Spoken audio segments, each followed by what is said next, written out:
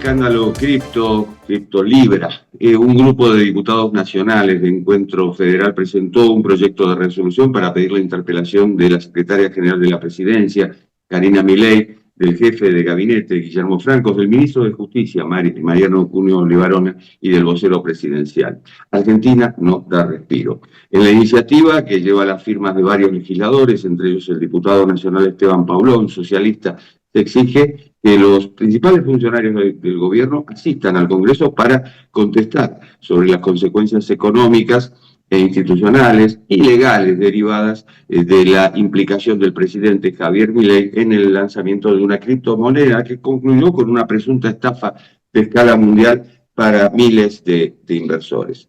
A ritmo de vértigo, Argentina pasó a estar, digamos, a la vanguardia en la ampliación de derechos para las minorías sexuales, a convertirse en un campo de batalla contra el feminismo y la comunidad LGBT+. Por las expresiones homofóbicas de Milei en el Foro Económico Mundial de Davos, el diputado Paulón precisamente presentó o planteó una cuestión de privilegio en la Cámara. Y estamos con el diputado Esteban Paulón y es un gusto recibirlo. ¿Qué tal, Jorge? ¿Cómo te va? Bien, decía yo, Argentina no da respiro realmente, porque No. pasamos de un tema al otro y se van acumulando. Del discurso homofóbico del foro de Davos, pasamos inmediatamente a esta crisis cripto, o escándalo cripto, que pasa a ser la primera gran crisis del gobierno de Milei. Sí, muestra una dificultad muy grande, Jorge, del gobierno de volver a recuperar el control de la agenda pública. Un gobierno que, a pesar de haber llegado en minoría, después de un balotaje, con una minoría muy exigua en la Cámara de Diputados y en el Senado, había logrado el primer año tener control de la agenda pública, instalar ciertos temas, aprobar leyes importantes como la ley bases o el paquete fiscal. Diríamos que a partir del traspié de Davos viene de 3 semanas en las cuales no logra salir de un laberinto, ¿no? Y cuando parecía que el dato de inflación de enero, que mostraba la tendencia a estabilizarse, le daba algo de respiro, el presidente inexplicablemente se mete en esta crisis cripto, ¿no? Que de alguna manera, yo digo, tiene dos grupos de víctimas. Hay unas patrimoniales, ¿no? La plataforma Solana ha dicho 75.000 usuarios, 288 millones de dólares, pero hay otra víctima que somos los 48 millones de argentinos, que somos víctimas de un daño reputacional de la palabra del presidente, y en la palabra del presidente de la credibilidad y la reputación de un país. Y esto es lo que me parece que está pegando mucho en el extranjero, con un presidente que no es médico y recomendaba una inversión, sino que era un presidente experto en economía que recomienda una inversión, y un presidente que dio cursos, ¿no? Ahora estamos viendo en estos días la cantidad de promociones de cursos vinculados a inversiones virtuales, Bitcoin, etcétera, y después también con muchas dificultades para explicar qué es lo que pasó. Una primera explicación muy pobre, fallida, de no sabía no tenía toda la información suficiente. Una segunda explicación oficial a través de la Oficina de Presidencia de la República Argentina, que admite las reuniones y conocimiento del tema, pero que dice vamos a llevar hasta las últimas consecuencias una investigación con una comisión que autoinvestiga al gobierno, algo inadmisible en este contexto, y un tercer intento de explicación periodística, digamos, a la opinión pública, que en lugar de ser una conferencia de prensa o un diálogo abierto con algunos periodistas de distintas procedencias, termina siendo una entrevista que pudimos ver estaba pautada, obviamente, como uno suponía que iba a ocurrir, pero en la cual, Jorge, el presidente admite mentir, porque cuando el presidente dice que él postea y publica esta oferta de inversión a los 3 minutos de verla, porque es un tecnoentusiasta, no explica el presidente y no pregunta el periodista de dónde había sacado la información. No era información pública el link del contrato, no era información pública el objetivo de la inversión. Entonces allí hay alguna charla previa que se conecta con estas reuniones que fueron admitidas, con los vínculos del presidente con varios de los empresarios cripto, y bueno, eso obviamente pone una pátina de duda muy grande sobre el gobierno, sobre el país, sobre su credibilidad, sobre la confianza que requiere un país como Argentina para atraer las inversiones que permitan la producción, el desarrollo y el trabajo. Y cuando aclara, oscurece. Sí, la verdad que es una entrevista viendo la entrevista editada, la que sale en los medios de comunicación, ya es una entrevista compleja donde el presidente incurre en muchas contradicciones. Obviamente, cuando se conoce el crudo, cuando se conoce la entrevista completa y se ve esa escena de Santiago Caputo interviniendo en las respuestas, admitiendo que el ministro de Justicia está haciendo algo en el Poder Judicial y que está asesorando, tarea que no le corresponde, obviamente suma más dudas que certezas. Esteban, ¿cómo interpreta un diputado, en tu caso, que te insulten y luego te pidan el voto? Bueno, muchas veces la gente vota por la economía, por la expectativa de futuro. Creo que a veces hay personas que sienten que es prioritario avanzar en cierta estabilidad y organización del país y durante este año y 2 meses se ha planteado muy recurrentemente esta idea de que, bueno, el presidente tiene esta personalidad, pero nos está llevando hacia un lugar deseable, ¿no? Y creo que no se termina de ver que el modelo que propone el presidente Javier Milei no es un modelo de desarrollo. Nosotros, Jorge, tenemos dos opciones. No es la última oportunidad, como se dijo, esta o ninguna. El país ha demostrado siempre ser muy resiliente, el mundo avanza, las sociedades avanzan, si no es esta, será otra la oportunidad, pero obviamente nosotros tenemos que decidir si queremos ir a un país más parecido a la estructura social de otros países de Latinoamérica, donde hay una pequeña minoría de la sociedad que tiene acceso a ciertos bienes y una mayoría de la sociedad en la informalidad, en el acceso a una educación deficiente, a dificultades para acceder a la salud y a estar en una situación de pobreza contenida por la ayuda del Estado, o queremos ir a un país como solió ser Argentina, país de la movilidad social ascendente, del desarrollo, del crecimiento, de una universidad pública que nos llenaba de orgullo. Creo que esa es la sociedad que no termina de interpretar Javier Milei y obviamente venimos de una situación muy complicada, de una situación de una crisis, de una inestabilidad, de dificultades económicas, de una situación en la cual en octubre, noviembre, diciembre del 2023 todas las semanas aumentaban los precios. Entonces, ante eso, obviamente, la gente se aferra y muchos legisladores se aferran a esta promesa de estabilidad que hace Milei. Ahora, cuando esa promesa de estabilidad se cumple, es insuficiente, es poco para lo que se espera de un país como Argentina, una sociedad que ha estado acostumbrada a tener una clase media muy fuerte, y esta idea el mito de mi hijo el doctor, yo soy fruto de eso, mi papá nació en el campo y fue el primer graduado universitario gracias a la Universidad Nacional del Litoral. Entonces, esa idea de progreso social y de una generación que cree que puede vivir mejor que la generación anterior es muy importante y le pone un límite a esta idea del modelo que propone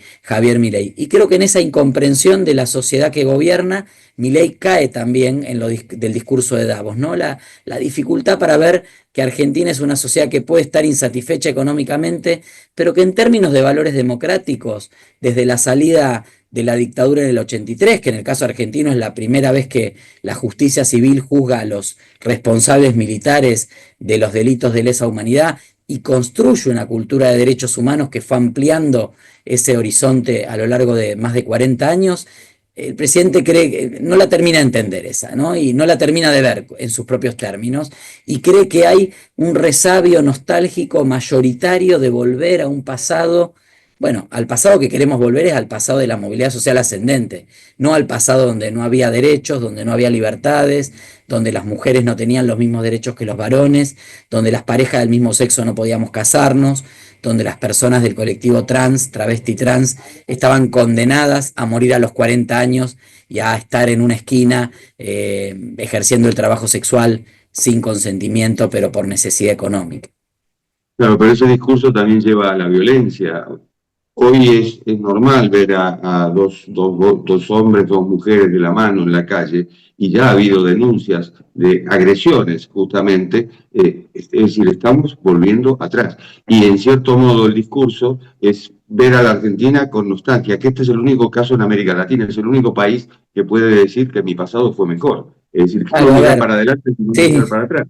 Ese es un tema, ¿no? Porque eso también genera una ruptura de expectativa y genera un campo favorable para este tipo de discursos. Hay que decir, Jorge, que como en todas las sociedades, Argentina tiene un 20, 25, 30% de la sociedad que no acuerda con los derechos que se han conquistado, que es nostálgica de otro tiempo, que relativiza los horrores de la dictadura militar, que cree que es un tema que ya pasó y que hay que mirar para adelante, pero mirar para adelante no con memoria, sino desde el olvido, ¿no? Y un discurso como el del presidente en Davos, en un foro tan importante, intentando él inscribirse en un grupo o en un club de líderes de la extrema derecha hoy a nivel internacional, con los cuales no comparte nada en lo económico, porque Milei es libre mercadista y Trump, Meloni, Orbán, etcétera, son proteccionistas, entonces sobreexagera, sobreactúa el costado ideológico, valorativo y social de su pertenencia a ese grupo de extrema derecha. Obviamente esos discursos de odio activan a esa minoría social que hoy está muy representada en el debate público porque tiene la legitimidad de un presidente, es lógico, y obviamente desmoviliza tal vez a una mayoría que en distinto grado cree que está muy bien que avancemos en derechos. No todos van a ir ni a la marcha del orgullo LGBT, ni a una marcha antifascista, ni a una marcha del 24 de marzo, ¿no? Pero hay gente que dice, bueno, estos temas ya los discutimos. Ahora hay que concentrarse en el desarrollo, en el crecimiento, en que el país avance. Bueno, obviamente eso es menos intenso que los que quieren volver a alguna forma de pasado, retroceder en materia de derechos y que sienten el call to action, ¿no? El llamado a la acción del presidente en este tipo de discursos. Por eso los discursos de odio después tienen efecto en actos concretos de odio, a veces violentos, a veces discriminatorios, insultantes, en todo caso siempre trayendo a la sociedad argentina, que es una sociedad que estructuralmente no tiene problemas de homofobia, de xenofobia, de racismo. Digo, hay situaciones, hay situaciones. Es un problema estructural en Argentina, las migraciones, la visibilidad del colectivo LGBT, el avance de los derechos del colectivo travesti trans o del colectivo de las mujeres. No, no es un problema estructural. La sociedad lo ve como parte de la normal evolución de cualquier sociedad democrática occidental, como es la que creo queremos todos y todas construir. Por eso la conclusión es, bueno, ¿qué necesidad de dividir a un país ya dividido, porque es un país polarizado como tantos otros, con un tema que estaba resuelto, que está resuelto en realidad? Por el discurso de Davos entiendo que presentaste una denuncia penal. Sí, presenté una denuncia penal porque creo que el presidente en ese discurso obviamente incitó al odio, a la violencia colectiva, y bueno, estamos queriendo determinar si ha cometido algunos otros delitos. Creo que la respuesta más contundente fue la marcha del 1 de febrero, una marcha que intentó ser deslegitimada por el gobierno, pero que fue tan masiva que diluyó cualquier pretensión del gobierno o de sectores de la oposición de apropiarse de algo que no les corresponde.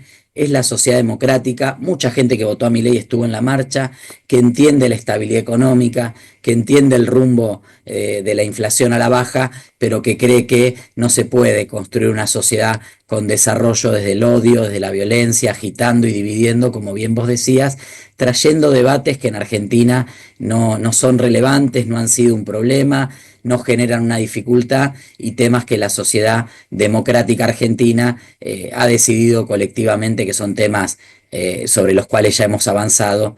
Por lo tanto, de alguna manera el mensaje de esa marcha creo fue muy importante en términos de decirle al presidente, ocúpese de que Argentina crezca, de que no se destruya empleo, de que la estabilidad se mantenga, de bajar aún más la inflación, que a pesar de estar estable sigue siendo alta para los parámetros internacionales, que de la sociedad democrática y los derechos democráticos nos ocupamos colectivamente.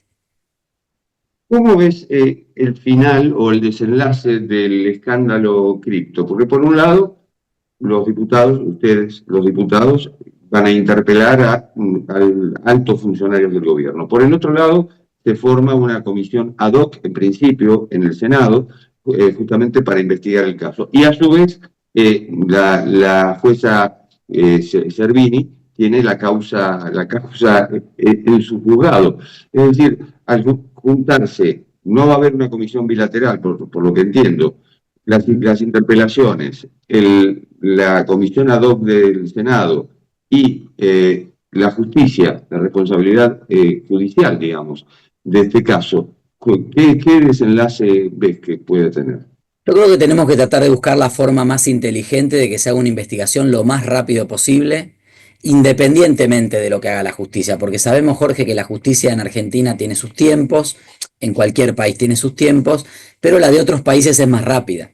Y en Estados Unidos el FBI y la SEC ya están actuando sobre denuncias patrimoniales que se han realizado por daño, por daño patrimonial justamente de algunos de los inversores. Aparecieron estas versiones que hay que investigar y que hay que indagar de supuesto cobro de dinero para acercarse al presidente, para acercarse a un negocio, que independientemente de si hubiera o no recibido dinero para esta operación concreta, hablan de un sistema complejo. La mujer de uno de los ministros del gobierno, en ejercicio de su profesión periodística, habló claramente de esto, ¿no? De que se comenta que al menos 3 fuentes le habían confirmado que hay gente que pide plata para estar cerca del presidente. Entonces, acá tenemos que tratar de ir a la investigación más rápida, sobre todo para que el presidente pueda ejercer su derecho a defensa en un ámbito abierto, plural, que permita una investigación imparcial. Nosotros, algunos diputados de Encuentro Federal, Mónica Fein, Natalia de la Sota y yo,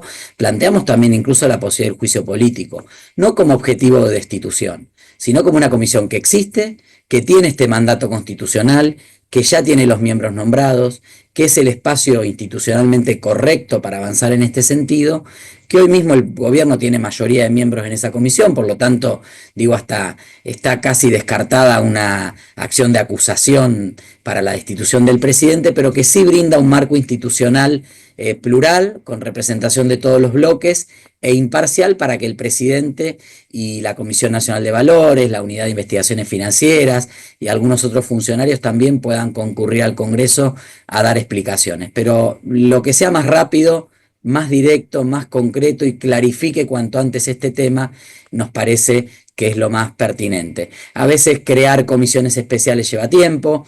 Lo del Senado es en el Senado y no es bicameral, entonces diputados queda fuera. Digo, hay distintas cuestiones que hacen que haya que evaluar distintas alternativas para no abrir tantos frentes de investigación que después no nos lleven a nada. Diputado Esteban Paulón, ha sido un gusto. Muchísimas gracias. Gracias, Jorge. Y esto ha sido Cuarto de Hora, el programa de Cadal TV que se retransmite en el canal E de Buenos Aires. Nos encontramos en la próxima. Chao.